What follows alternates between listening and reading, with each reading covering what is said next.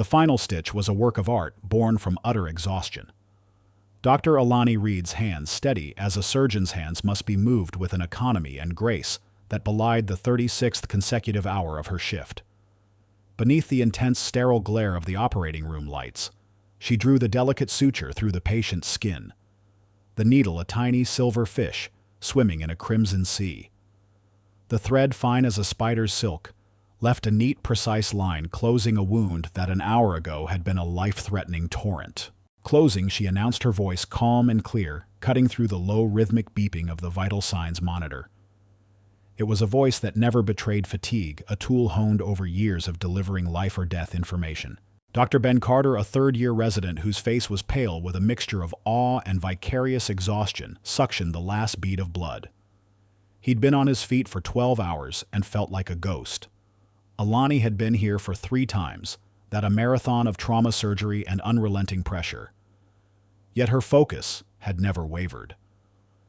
He'd watched her take a man whose chest had been crushed in a car accident, and with a combination of brilliance, brute force, and delicate artistry, literally piece him back together.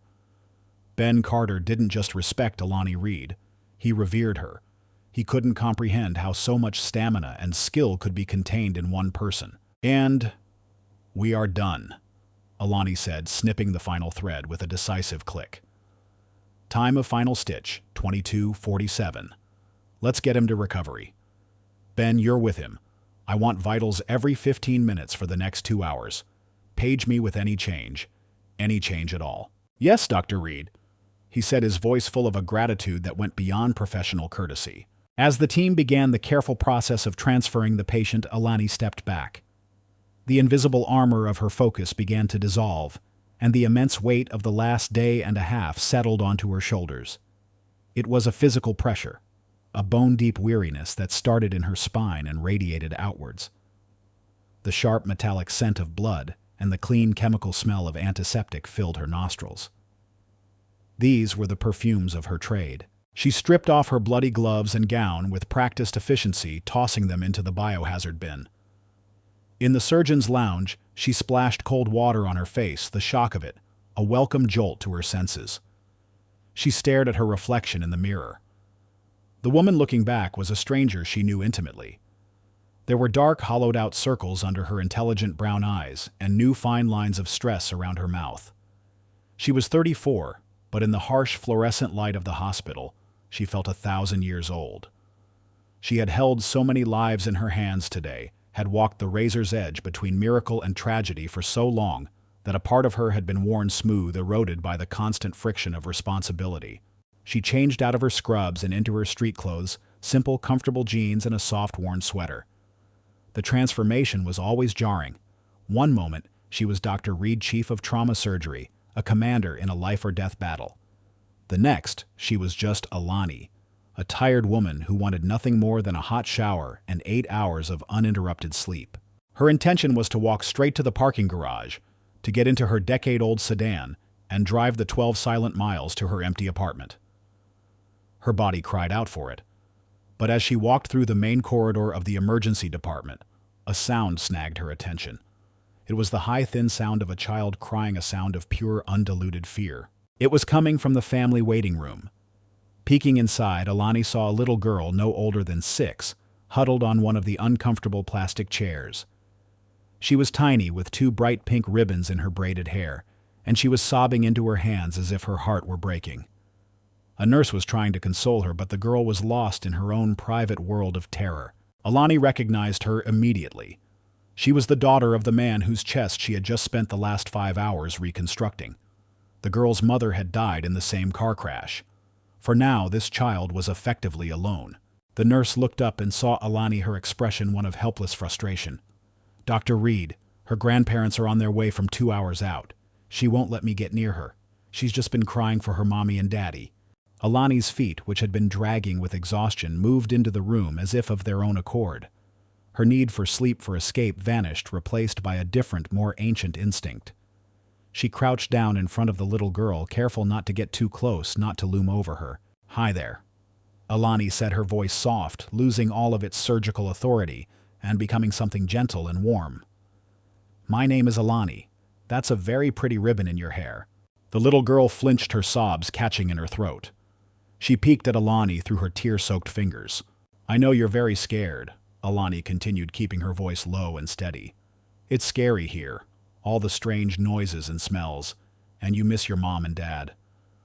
The girl nodded, a fresh wave of sobs shaking her small frame. "I'm a doctor," Alani said. "I'm one of the doctors who helped your daddy. He was very brave, and because he was so brave, my friends and I were able to fix him." The girl sniffled, her curiosity warring with her fear. "Fix him?" "That's right," Alani said. She reached into the pocket of her jeans and pulled out a pen. She grabbed a clean paper napkin from a nearby dispenser. "You see, your daddy got a big boo-boo, right here." She drew a simple outline of a person on the napkin and put a sad face on it with a big, messy scribble on its chest. A very big, messy boo-boo, and it made his heart very sad. She then drew a second figure next to it. This one had a smiley face. "So my friends and I were like special mechanics for people. We used some special tools and some special thread, and we cleaned up the boo-boo. We fixed his sad heart and made it happy again." She drew a big, bright red heart in the center of the second figure's chest. The little girl had stopped crying. She was watching Alani's pen move, mesmerized. "You gave him a new heart." "Not a new one," Alani smiled. "Just his old one, all patched up and working properly. He's sleeping now. His body is resting so it can get strong again. And soon his mommy and daddy, your grandparents, are going to be here to give him a big hug." She corrected herself mentally. "To give you a big hug." She handed the napkin to the little girl. The girl took it, her small fingers tracing the happy heart. She looked up at Alani, her tear-filled eyes holding a glimmer of something new, trust. Alani stayed with her, sitting on the floor of the cold, sterile waiting room, talking quietly about cartoons and colors and the best flavor of ice cream, until an elderly couple burst through the doors an hour later, their faces etched with fear and grief. Alani stood up, briefed them gently on their son's stable condition, and then slipped away while they enveloped their granddaughter in their arms. As she finally made her way to the employee parking garage, the exhaustion returned with a vengeance. The single act of kindness had drained the last of her reserves. The hospital at this hour was a ghost town, the hallways echoing with the hum of floor polishers and the distant electronic chime of a call button.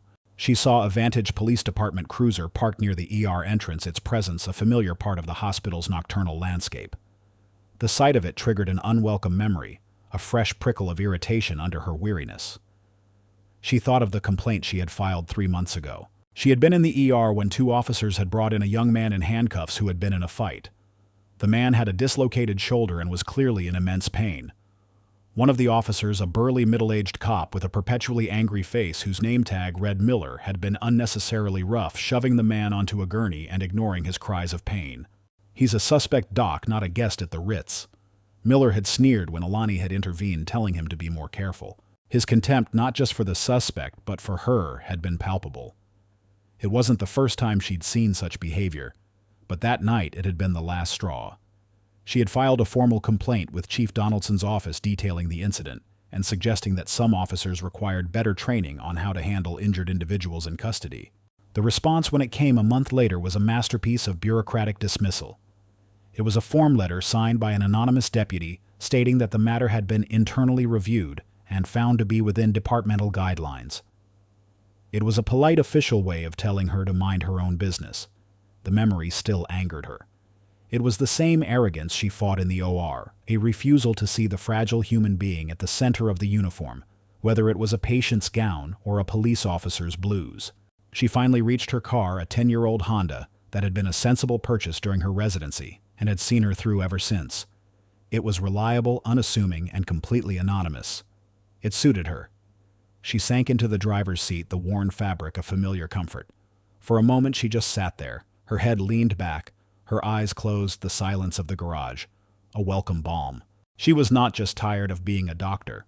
She was tired of fighting on so many fronts against death, against disease, and against the casual cruelties and systemic indifference that made her job so much harder than it needed to be. All she wanted was to go home. She started the car, its humble engine turning over with a familiar rattle. Pulling out of the garage and into the deserted streets of Vantage, she felt the city close around her. It was her city. She saved its citizens, fought for their lives in the dead of night. She belonged here. The thought gave her a small measure of peace as she drove towards the promise of her bed, completely unaware that her city and one of its sworn protectors was about to put that sense of belonging to a terrible and violent test. The city of Vantage slept. The streets usually choked with the frantic energy of commerce, and life were empty arteries under the pale monochromatic glow of the streetlights. Driving through them, Dr. Alani Reed felt like the pilot of a small ship navigating a silent, submerged world. Her thoughts were a slow, thick current, her movements on autopilot as her old Honda sedan hummed its steady, familiar tune. The car's interior was a small, safe cocoon, holding the silence that she desperately craved. Her mind was still back at the hospital, replaying the intricate dance of the surgery, the delicate tracery of sutures, the satisfying return of a steady rhythm on the heart monitor. It was a loop of adrenaline and exhaustion, a mental state unique to her profession.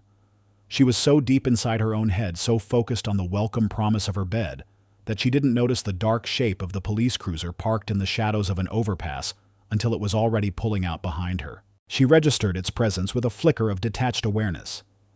It followed her for 3 blocks, a silent, predatory shadow. Alani glanced at her speedometer. She was driving 5 miles under the speed limit. Her seatbelt was on. Her headlights were working. She had done nothing wrong. A prickle of unease, a feeling she knew all too well, began to cut through her fatigue. Then the world behind her exploded into a maelstrom of red and blue. The lights strobed violently, painting her rear-view mirror and the interior of her car in frantic alternating flashes.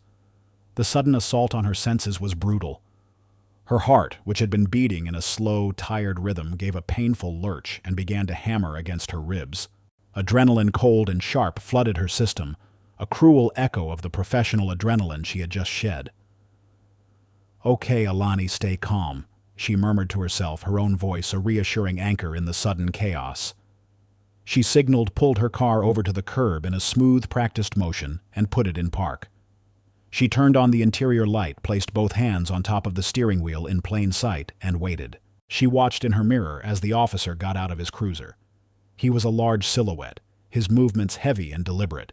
He didn't walk. He stalked. The beam of his flashlight cut a blinding white path through the darkness, sweeping the back seat of her car, before landing directly on her face, forcing her to squint and turn away. The beam stayed on her, a form of interrogation, before a single word had been spoken. A sharp rap on her driver's side window made her jump. Officer Bill Miller stood there, his face set in a grim, sour mask. He was a man in his late 40s with a beefy frame that strained against the fabric of his uniform and a face that looked like it had been soured by a lifetime of small grievances. His eyes, small and hard, held a look of deep, abiding suspicion. Alani powered down her window. "Is there a problem, officer?" she asked, her voice steady, despite the frantic beating of her heart. "License and registration. Now." Miller grunted, his voice a low, gravelly command. He shone the flashlight directly into her eyes again. "Of course," she said, moving slowly and deliberately. "I'm just going to reach into my bag on the passenger seat to get them." She narrated her every move, a habit learned from years of hearing stories from friends and family about traffic stops that had gone horribly wrong. From Miller's perspective, this stop was the dreary climax to a long, frustrating shift. He'd dealt with a messy domestic dispute, a belligerent drunk, and a dressing down from his sergeant for a paperwork error. He felt the world's disrespect like a physical weight, and his temper, always simmering, was close to a boil. He saw Alani's modest car, her tired face, her race, and in the cynical calculus of his prejudice, he saw an easy target. Someone he could exert his authority over, someone who wouldn't fight back a small release of pressure to make his own miserable night feel a little more powerful. Alani handed him her license and registration. He snatched them from her hand, his eyes scanning the documents before returning to her face, a sneer beginning to form on his lips. "Dr. Alani Reed," he read from her license, drawing the name out with mocking emphasis. "That's a fancy title. This your car, doctor." The way he said it, the title became an accusation. The implicit question hung in the air. How could someone like you be a doctor? How could you own even this humble car?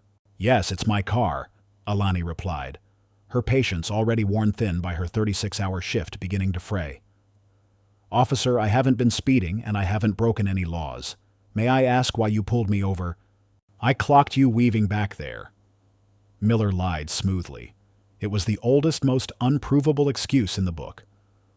"Look pretty tired, disheveled. Where are you coming from at this hour?"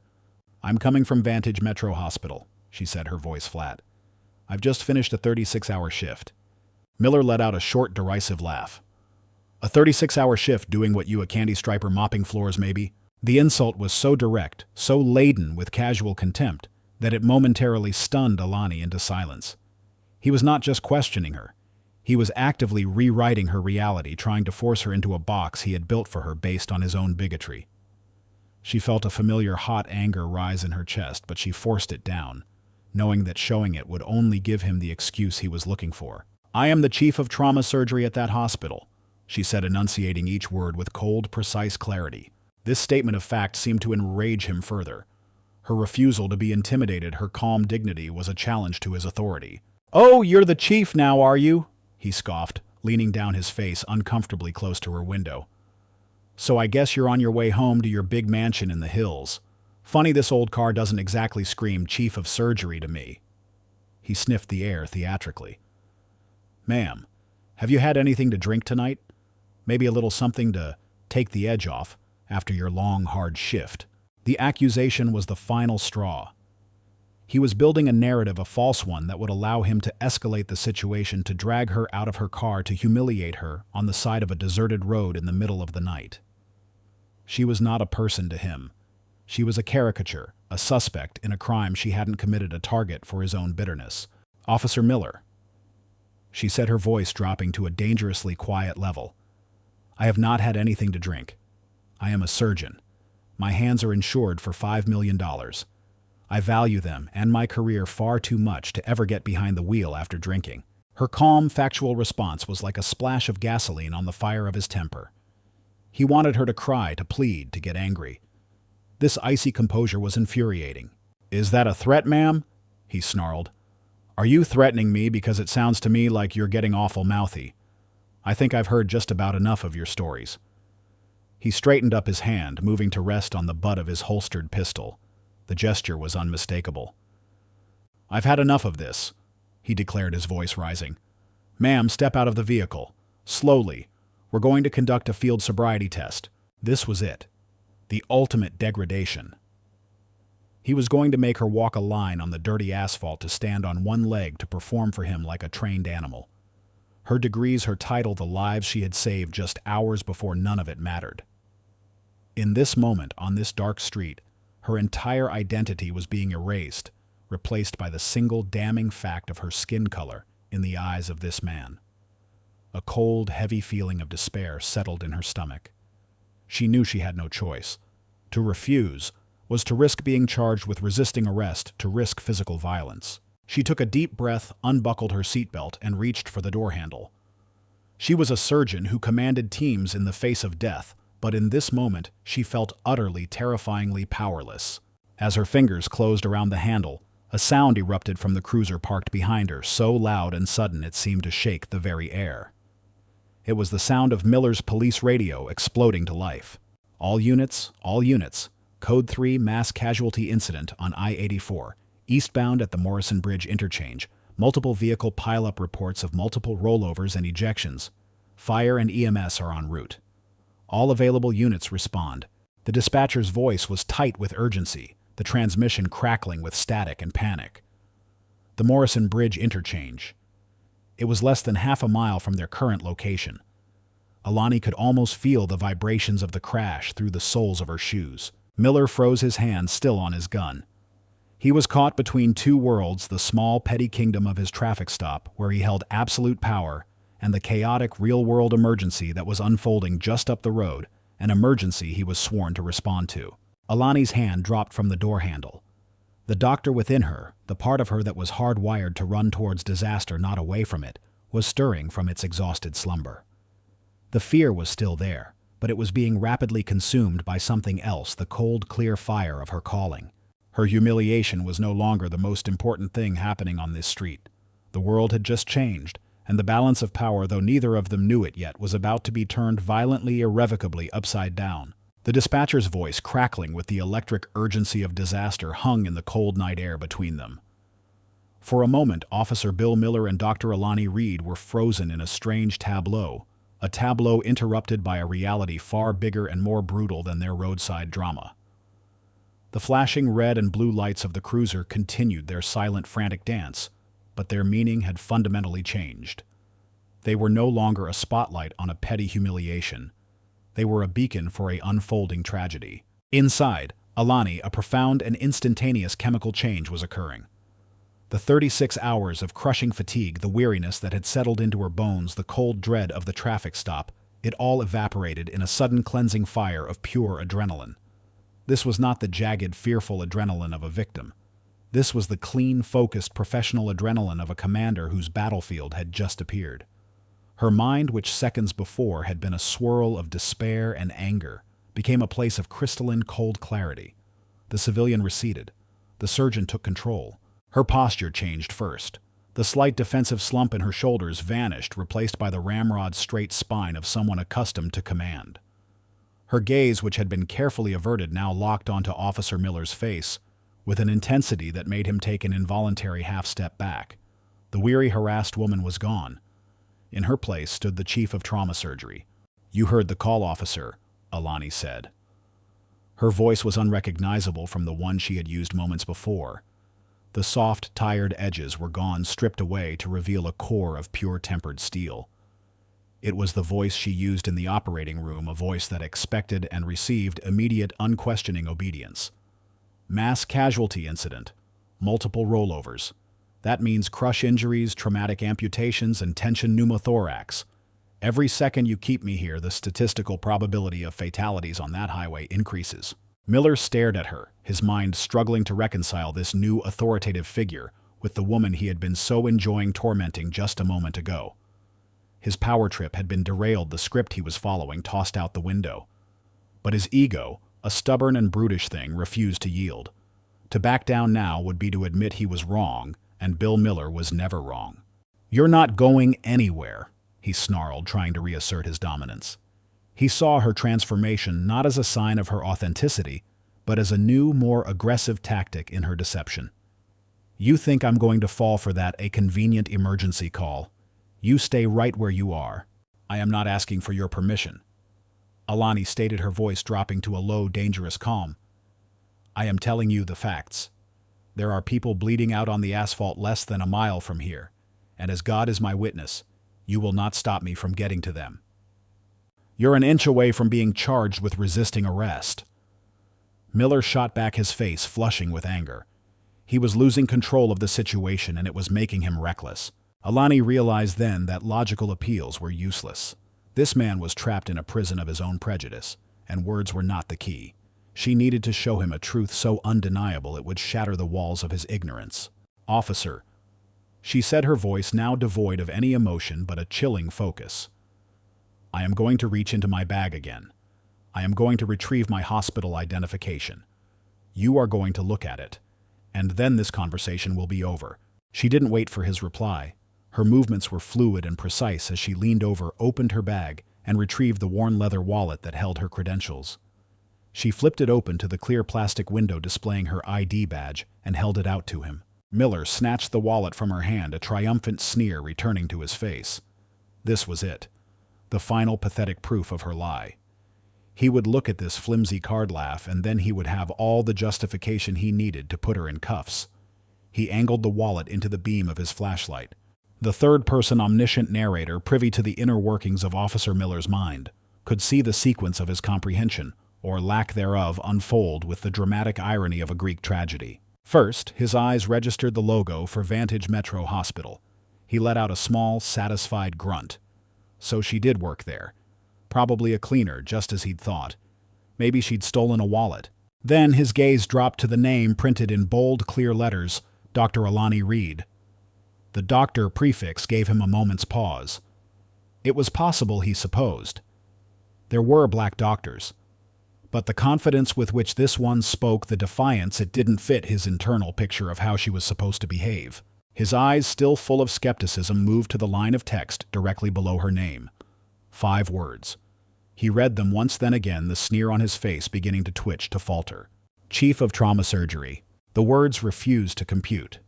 They were a cognitive dissonance that his prejudiced mind could not resolve. Chief. It was an absurd, impossible notion. He almost laughed, but something stopped him. The photograph on the ID, a picture of her looking serious, professional, and undeniably authoritative, matched the woman standing before him. A tiny, cold seed of doubt began to sprout in the barren ground of his certainty, and then his flashlight beam illuminated the bottom of the card. It was this detail that detonated the entire foundation of his reality. There next to her photo was an official holographic crest, the familiar eagle and shield of the Vantage Police Department. And beneath it, a final damning line of text. Lead Physician Police Medic Liaison Program. Officer Bill Miller's blood ran cold. The flashlight trembled in his hand. This was not a hospital ID. This was a city government ID, a police department ID. He recognized the specific gold foil backing reserved for consultants and high-level personnel. He had one in his own wallet identifying him as a firearms instructor. He knew what he was looking at. He was not looking at a suspect. He was looking at a colleague, a superior in a way. The Police Medic Liaison Program was a new initiative, something Chief Donaldson himself had championed after a series of lawsuits. It was designed to bridge the gap between law enforcement and the medical community. The lead physician was a person with security clearance, someone who worked directly with the chief's office. The cold seed of doubt bloomed into a massive, thorny vine of pure, uncut terror that wrapped itself around his heart and squeezed. He looked up from the badge, truly seeing Alani for the first time. He saw the cold, unwavering judgment in her eyes. He saw the surgeon's intellect, the commander's authority. He saw the woman he had accused of being a drunk, a liar, a criminal. And he realized with a sudden gut-wrenching certainty the colossal career-ending magnitude of his mistake. As if on cue, summoned by the sheer force of his karmic reckoning, the radio in his cruiser crackled to life once more. This time, it wasn't the dispatcher. The voice was deeper, angrier, and terrifyingly familiar. It was the voice of Police Chief Donaldson, speaking from the chaotic heart of the crash scene. Dispatch, what is the ETA on the trauma liaison? Has anyone made contact with Dr. Reed yet? There was a pause, and the dispatcher's nervous voice replied, Negative, Chief. We've tried her cell, no answer. Donaldson's voice came back laced with fury and frustration. Well, try it again. I've got 3 officers down, multiple critical civilians, and the paramedics are overwhelmed. I need Dr. Reed on site 5 minutes ago. Find her. The radio fell silent, but the silence was louder than any scream. It was filled with the chief's words, with the name Dr. Reed echoing in the small confined space between the police cruiser and the Honda sedan. Miller stood as if he'd been turned to stone, the ID badge still in his hand, feeling its weight as if it were a burning coal. He looked at Alani, his face a ghastly shade of pale under the flashing lights. His mouth opened, but no words came out. There was nothing to say. He had been so sure of his power, so certain of his judgment. And in the space of 30 seconds, he had been revealed as a fool, a bully, and a colossal liability. Alani held out her hand, her expression unreadable. My identification, officer. Numbly, his fingers fumbling, he handed the wallet back to her. She clipped the ID badge, which she had removed from the wallet, onto the collar of her sweater. It shone in the flashing lights, a beacon of her authority. The authority he had refused to see. You have 2 choices, Officer Miller. She said, her voice cutting through his shock. She was no longer asking, no longer explaining. She was giving orders. You can stand here and wait for your chief to find out why you were unavailable during a mass casualty incident.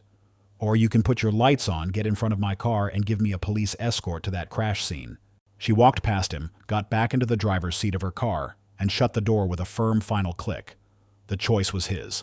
His career hung suspended in the balance. The power dynamic had not just been reversed, it had been annihilated. For Officer Bill Miller, the half-mile drive to the Morrison Bridge interchange was the longest journey of his life. He slammed his foot on the accelerator, the siren of his cruiser erupting with a guttural rising scream that mirrored the one in his own mind. In his rearview mirror, the steady, unassuming headlights of Alani Reed's Honda were a pair of accusatory eyes boring into the back of his skull. His mind was a frantic kaleidoscope of his own stupidity. Every word he'd spoken to her, every sneering assumption, every petty exertion of his power now played back in a loop of self-incrimination.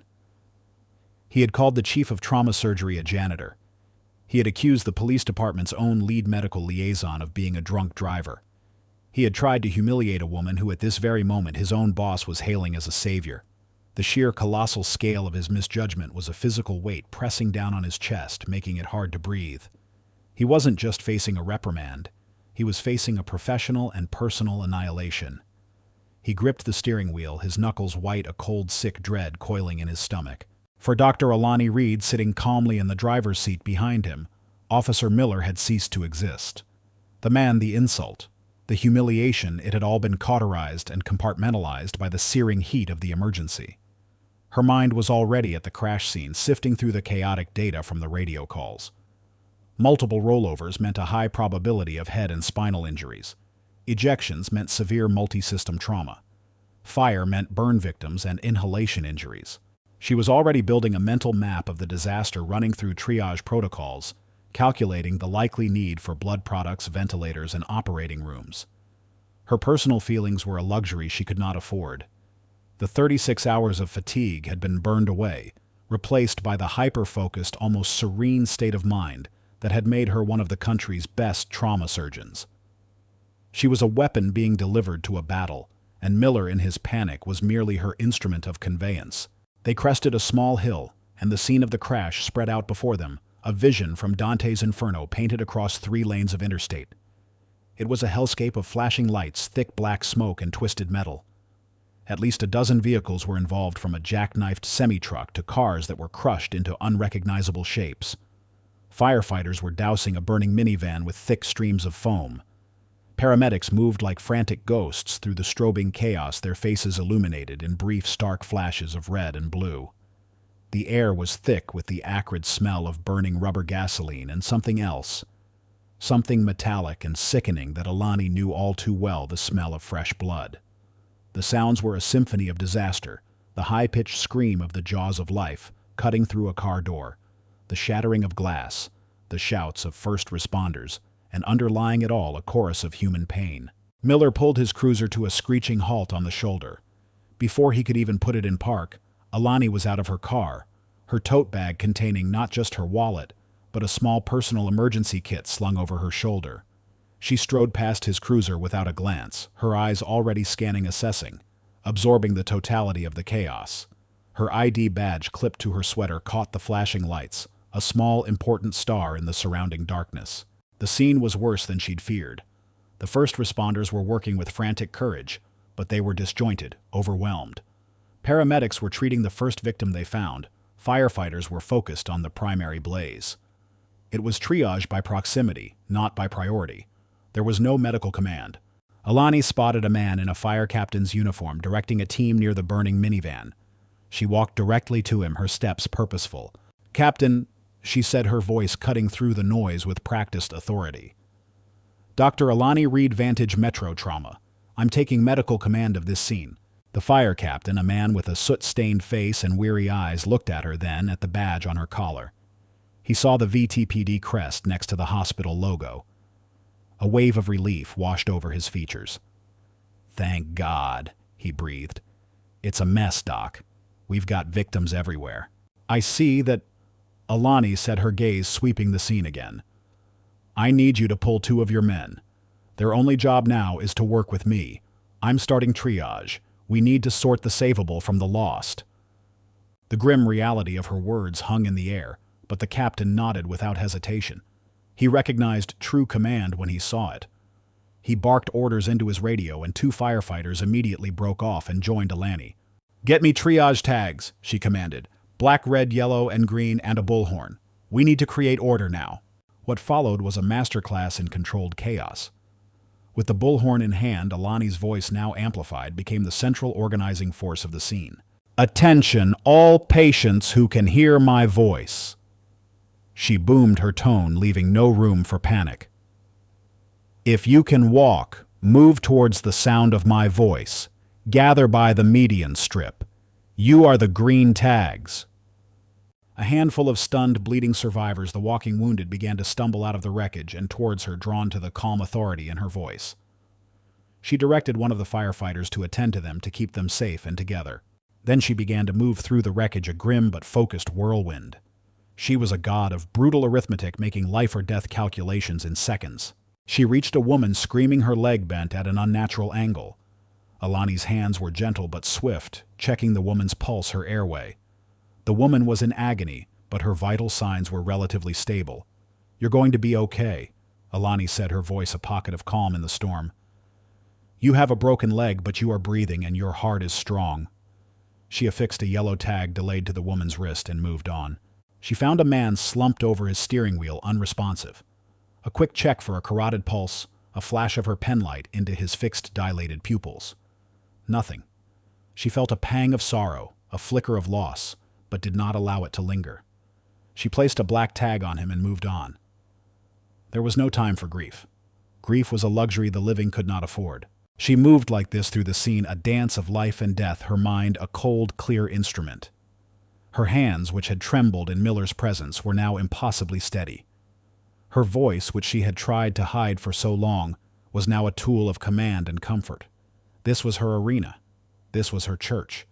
She was more herself in this hellscape than she had been anywhere else. Meanwhile, Officer Miller was a ghost haunting the edge of the scene. He had followed her out of his car, drawn by a morbid, horrified curiosity. He watched as the woman he had belittled and threatened took absolute control of a situation that had left him frozen and useless. He saw the respect in the eyes of the fire captain, the obedience of the paramedics. He watched as she moved with a grace and purpose that seemed almost superhuman. The disconnect between the woman he had created in his mind and the woman he was watching now was so profound it made him feel dizzy. Every action she took was another nail in the coffin of his own self-respect. A frantic shout from a firefighter broke through the noise. "Doc, over here, we've got an officer pinned, he's in bad shape." Alani ran towards the call, Miller trailing behind her like a lost child. The shout had come from a crushed VTPD cruiser, its front end accordioned into the back of a delivery truck. The jaws of life were already at work trying to pry the driver's side door open. "What's his status?" Alani yelled as she arrived, crouching to look through the shattered window. "He's conscious, but barely," the firefighter replied. "GCS is low, he's having trouble breathing, and he's pinned from the waist down." Alani leaned in her penlight, cutting through the darkness of the car's interior. She saw a young face, pale and sweaty with pain and shock. He was wearing the uniform of the Vantage Police Department, and with a sickening lurch, Miller, looking over her shoulder, recognized him. It was Officer Evans, his rookie. A 24-year-old kid on the job for less than a year, full of dumb jokes and an earnest, idealistic desire to do good. He had been responding to the same call. "Oh God," Miller breathed the words, a choked, desperate prayer. "Evans, kid." Alani's eyes met Miller's for a brief, fleeting moment. She saw the raw animal terror in his face. The professional mask was gone, the racist cop had vanished, and all that was left was a terrified man watching his young partner die. She turned her attention back to Evans, her focus absolute. "Evans, can you hear me? My name is Dr. Reed. I'm going to help you." The young officer's eyes fluttered open.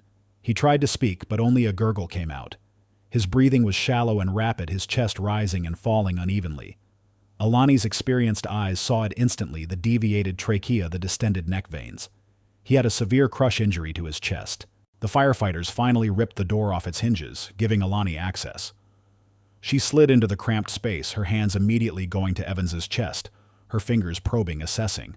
"He's got a tension pneumothorax," she announced, her voice sharp and clear. "His lung has collapsed, and it's crushing his heart. We don't get the air out of his chest in the next 90 seconds, he's going to die." She looked up at the nearest paramedic. "I need a 14-gauge needle and a chest tube kit now." The paramedic's face went pale. "The kits are in the main ambulance, Doc. It's 50 yards back. 90 seconds. The clock was ticking. The life of Officer Evans, the partner of the man who had wanted to ruin her, was now solely and completely in her hands. The ultimate test, the ultimate irony, her oath versus her anger, her duty versus his disgrace. But for Alani, there was never a choice. There was only the oath. 90 seconds.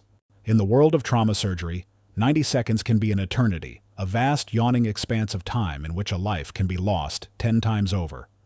For Dr. Alani Reed, crouched in the mangled wreckage of the police cruiser, time became fluid. The chaotic sounds of the crash scene, the distant sirens, the shouts, the groans of stressed metal faded into a dull, distant roar.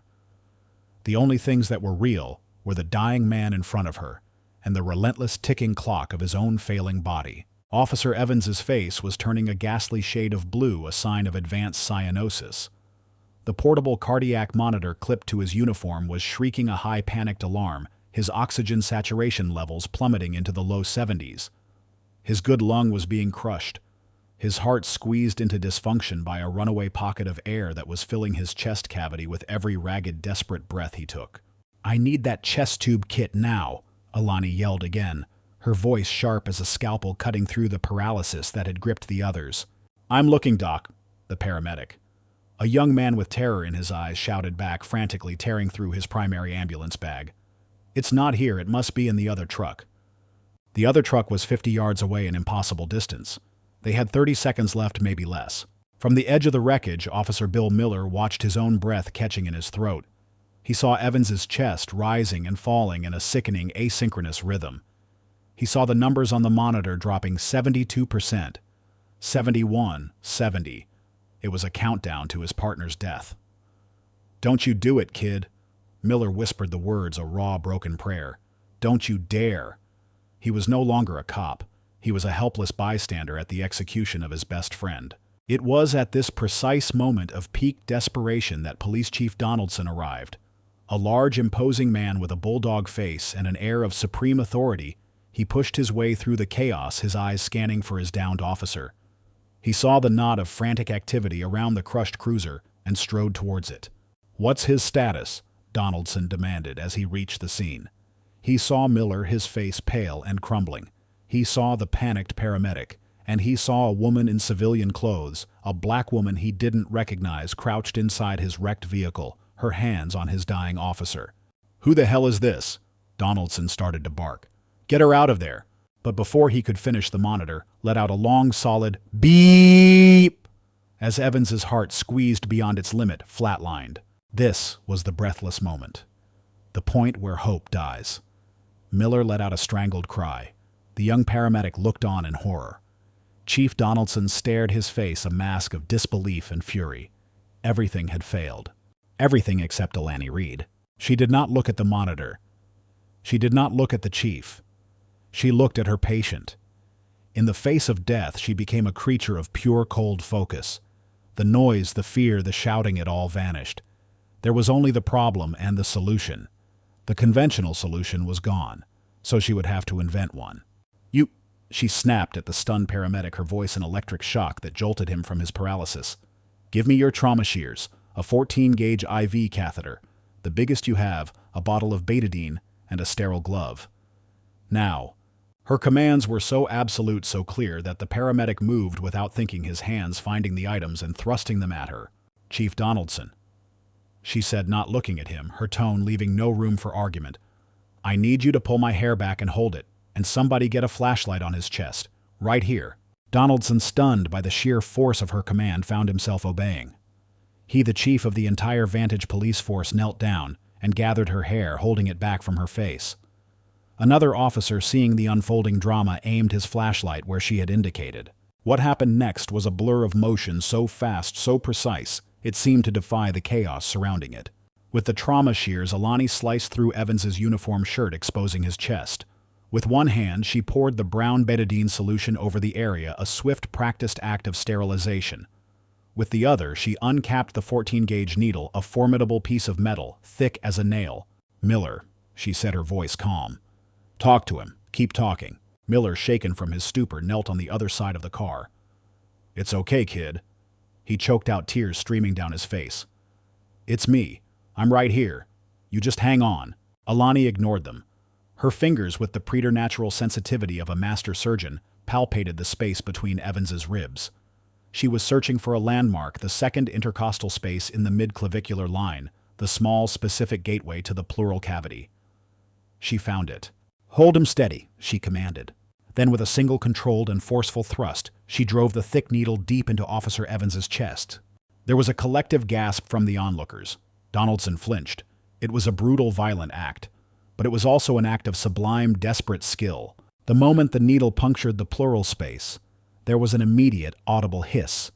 It was the sound of the trapped air, the very thing that was killing him, rushing out of the tiny hole she had created.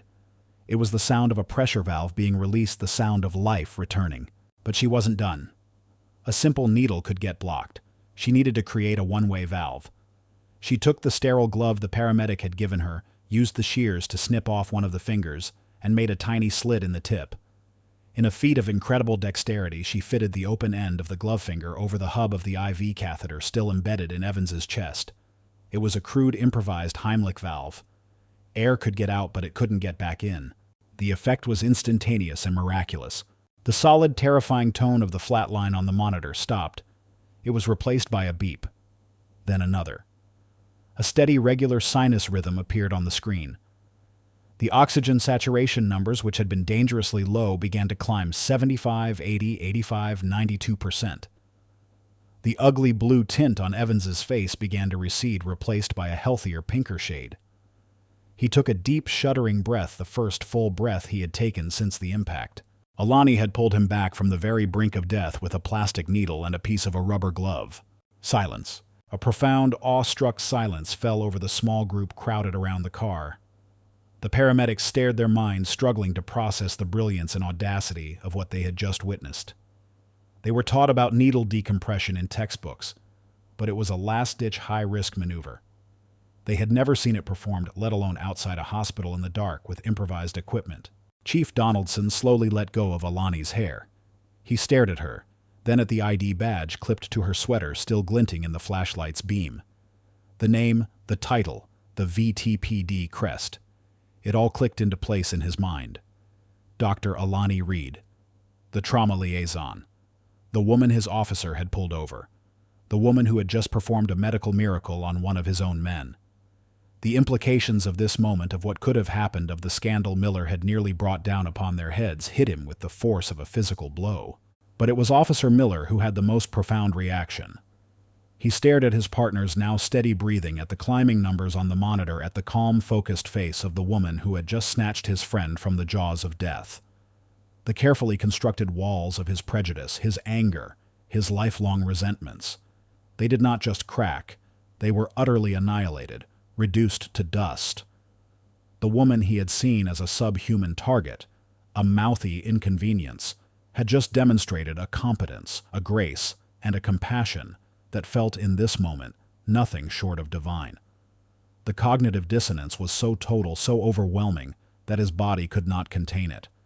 He sagged against the wrecked car, a great racking sob escaping his chest, a sound of shame, relief, and a terrifying, humbling awe. Alani, seemingly oblivious to the emotional devastation she had wrought, was already back to work. She placed her fingers on Evans's neck, checking his carotid pulse. It was strong and steady. "He's stabilized," she announced, her voice as calm as if she were commenting on the weather. She looked up at the paramedic. "When you get him in the truck, start a large-bore IV with lactated ringers wide open. Let's get his pressure up, and let's get that chest tube kit. He'll still need a proper one before transport. I want him at Vantage Metro in 15 minutes. I'll call ahead and have my OR team ready." She slid out of the wrecked car, standing up and brushing the dirt and glass from her jeans. She stood in the center of the chaos, a figure of absolute, unquestionable authority. The men around her, paramedics, firefighters, and two of the most powerful police officers in the city, looked at her as if seeing a different species of human being. She had not just saved a life. She had single-handedly restored order to their universe, and in doing so, had irrevocably proven her own worth in the most dramatic and undeniable fashion imaginable. The gauntlet had been thrown down, and she had not just run it. She had conquered it. The ambulance ride to Vantage Metro was a pocket of controlled mobile calm in the lingering chaos of the night. Officer Evans, stabilized but still critical, was strapped to a gurney, an IV line feeding fluids into his arm, while an oxygen mask covered his face.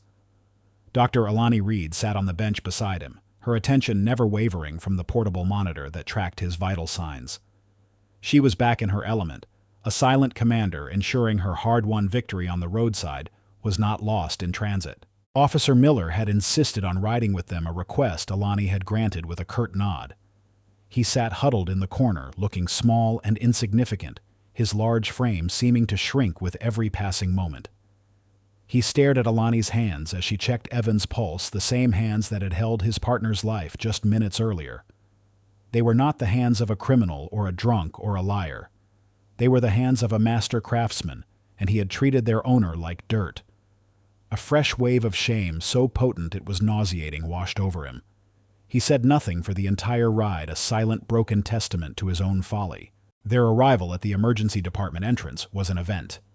The moment the ambulance doors swung open, a waiting trauma team summoned by Alani's call from the scene surrounded the gurney.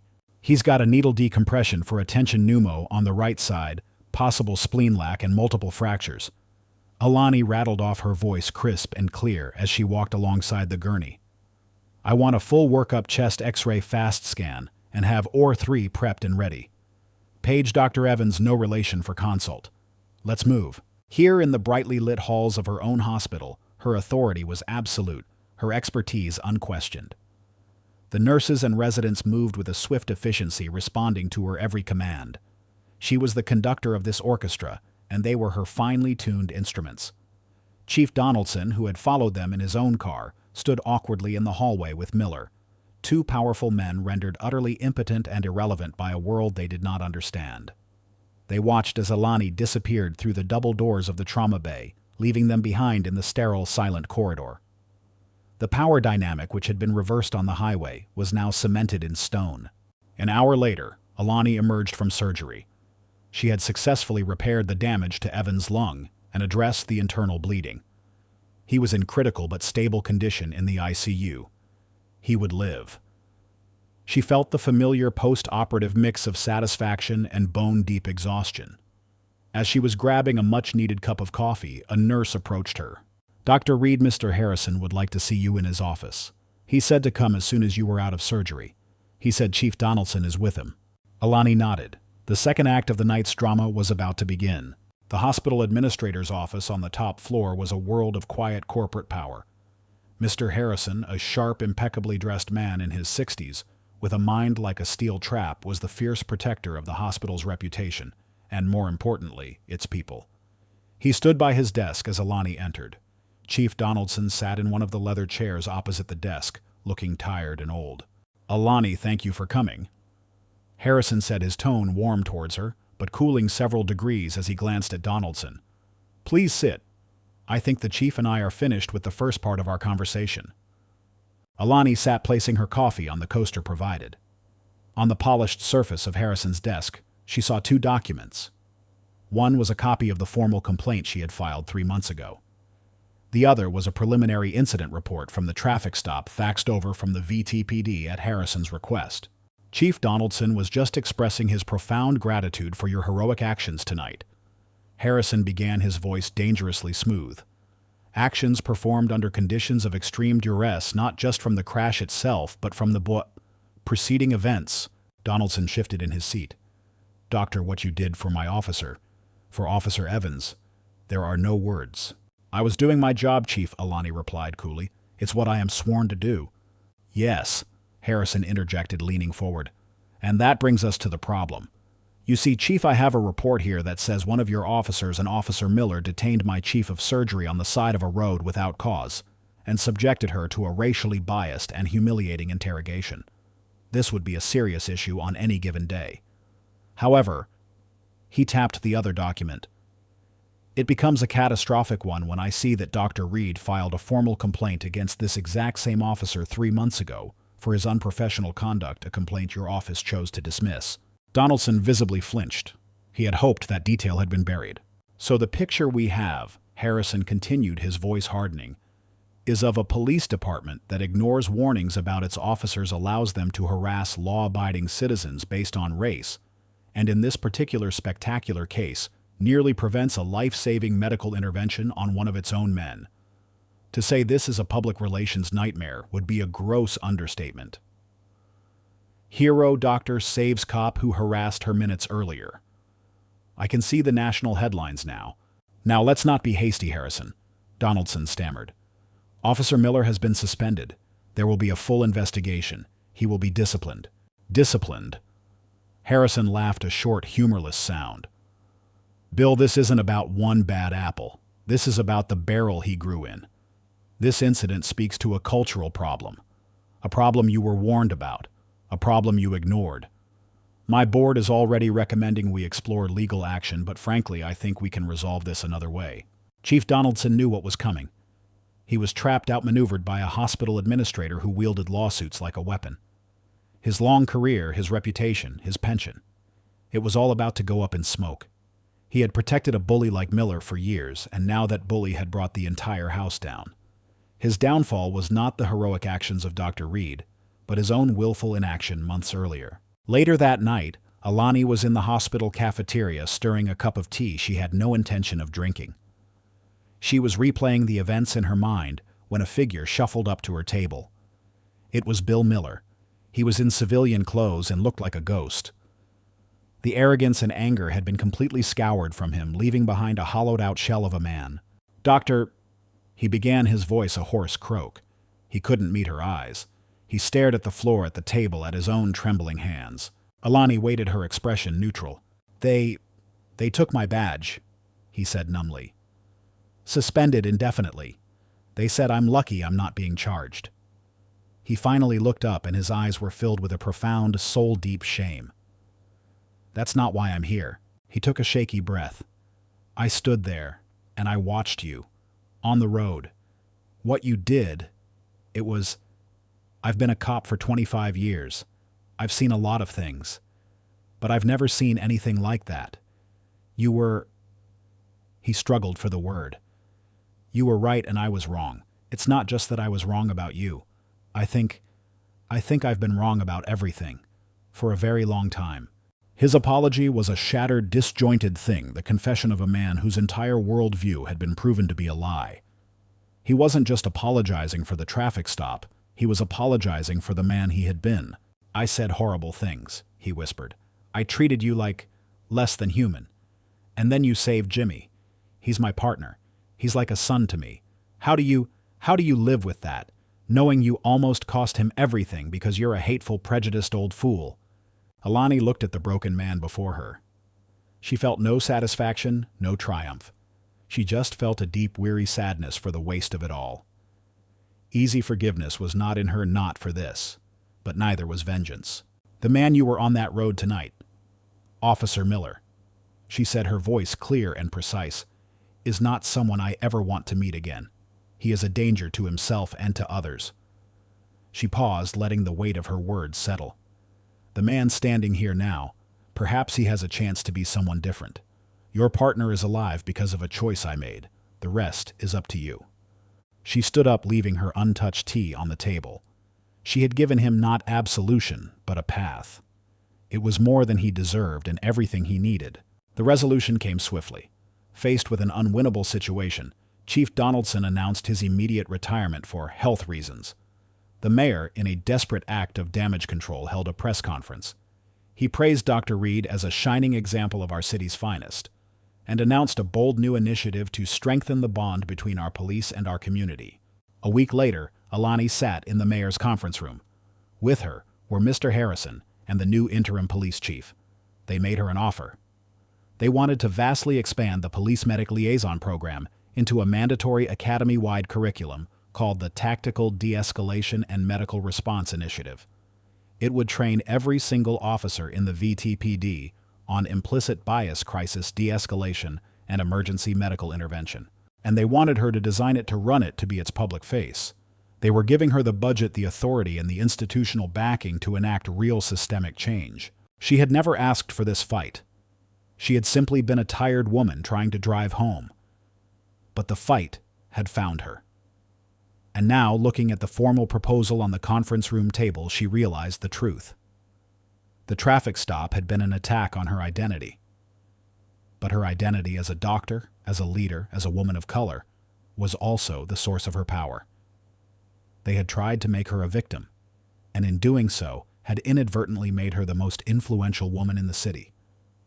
She picked up the pen. She would accept. Her work was just beginning. 1 year later, the lecture hall at the Vantage Police Academy was a place steeped in tradition and rigid order. The air smelled of floor wax and discipline. The walls were lined with portraits of past police chiefs, a gallery of stern, unsmiling men who stared down with unblinking authority. For decades, this room had been a crucible where civilians were forged into officers, where the messy complexities of the world were hammered into the black and white certainties of the law. Today, however, a new kind of authority held the room. Dr. Alani Reed stood at the podium not in surgical scrubs, but in a sharply tailored navy blazer. The harsh fluorescent lights glinted off the ID badge clipped to her lapel. Before her sat the graduating class of new cadets, a sea of identical blue uniforms and young, expectant faces. She was the final speaker in their training, the capstone of their education, and the architect of the most radical change to the VTPD's curriculum in 50 years. Her tactical de-escalation and medical response initiative was no longer just a proposal. It was a mandatory, fully funded program.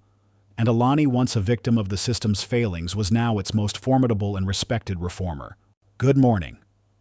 She began, her voice filling the acoustically perfect room. It was not the voice of a lecturer reading from notes. It was the voice of a storyteller, a commander, and a survivor. For the past 16 weeks, you have learned how to handle a weapon. You have learned how to subdue a suspect. You have learned the letter of the law. Today, I am here to talk about the one tool more powerful and more dangerous than your firearm, your perception. She clicked a remote, and a grainy image from a traffic stop camera appeared on the large screen behind her. It showed an officer and a civilian, their faces blurred for anonymity. Perception is a lens. Alani continued her pace, deliberate, her gaze sweeping across the room, making eye contact with cadet after cadet. And it is a lens ground down by our experiences, our culture, and our own unexamined biases. It can clarify, but it can also distort. It can show you a threat where there is only fear. It can show you defiance where there is only dignity. When you pull someone over on a dark road, you are not just seeing a person in a car. You are seeing a story that you, in that moment, have the power to write the ending for. She clicked again. A new slide appeared showing a list of medical conditions, diabetes, epilepsy, PTSD, that can mimic the signs of intoxication or drug use. Your perception can be the difference between a correct diagnosis and a false arrest, between de-escalation and disaster, between a citizen who trusts you and one who fears you for the rest of their life. In the front row, a young officer sat listening, his posture perfect. Officer Evans, Jimmy, to his friends, still had a slight, almost imperceptible limp when he walked, a permanent souvenir from the night his cruiser was crushed. But his eyes held a new kind of wisdom, a maturity forged in the fires of that crash. He was not just a student in this class, he was a living, breathing part of the curriculum, a testament to its importance. He hung on Alani's every word. Further back in the last row sat another officer in a freshly pressed uniform. Officer Bill Miller attended the final lecture of every graduating class. It was not required. In fact, after a 6-month suspension and a brutal internal affairs review, he had been reinstated on probation and assigned to a desk job, a quiet, humbling end to his patrol career. But he came to these lectures voluntarily. He came to listen. He came to remember. He sat in the back, a silent ghost of the cop. He used to be his presence, a quiet, ongoing act of penance. He was here to make sure he never forgot the terrible, life-altering lesson Dr. Alani Reed had taught him on the side of a dark road. Alani's lecture was riveting. She didn't just recite facts. She told stories. She presented case studies of interactions gone wrong, breaking them down not just medically, but humanly. She showed the cadets how a simple change in tone and body language and the choice of a single word could alter the entire trajectory of an encounter. She was teaching them empathy as a tactical skill. The person you pull over, the suspect. You detain the victim you are trying to help. They are all at the worst moment of their day. She said, her voice resonating with the memory of her own experience. Your professional calm is their only anchor. Your compassion is not a weakness. It is a tool of immense power. It is the tool that will keep you and them alive. When she finished, the hall was silent for a moment, the weight of her words settling over the room. Then the applause began, not the polite applause of a required lecture, but a genuine rolling wave of respect. "I have time for a few questions," she said. Immediately, a hand in the front row went up. It was Officer Evans. "Dr. Reed," he began, his voice clear and steady. "First, I want to thank you for everything." A murmur of agreement went through the cadets who knew his story. "My question is, for those of us who have been on the other side, who know what it's like when things go wrong, how do we fight the cynicism? How do we keep showing up with the compassion you're talking about day after day?" It was a profound, heartfelt question. Alani offered him a small, warm smile. "You're right, Officer Evans. It's not easy," she acknowledged. "The world will give you 1,000 reasons to become cynical. You will see the worst of humanity, but you will also, if you look closely, see the best. You fight cynicism by remembering that the oath you take is not just to the law, it's to the people. All of them. You fight it by making a conscious choice every single shift to see the person, not the label. Some days that choice will be harder than others, but it is the most important choice you will ever make." She took one more question. Then, as the class was dismissed, the cadets began to file out, many of them talking animatedly about the lecture. Alani packed her notes at the podium, a quiet sense of satisfaction settling over her. This was what it was all for. This was how you change the world, not overnight, but one mind at a time. As she was about to leave, a young cadet approached her hesitantly. She was a black woman, her uniform crisp, her eyes bright with intelligence and a hint of awe. "Dr. Reed, I'm sorry to bother you. My name is Cadet Morris." "It's no bother, Cadet," Alani said kindly. "I just wanted to say thank you," the young woman said, her voice earnest. "I grew up in a neighborhood where we didn't trust the police. I joined the academy because I wanted to be a part of changing that. But I was scared. I was worried I wouldn't fit in, that I'd have to become someone else to survive here." She looked at Alani, her expression one of profound admiration. "Listening to you today, you've shown me that you don't have to sacrifice your identity to have authority. That you can be strong and compassionate at the same time.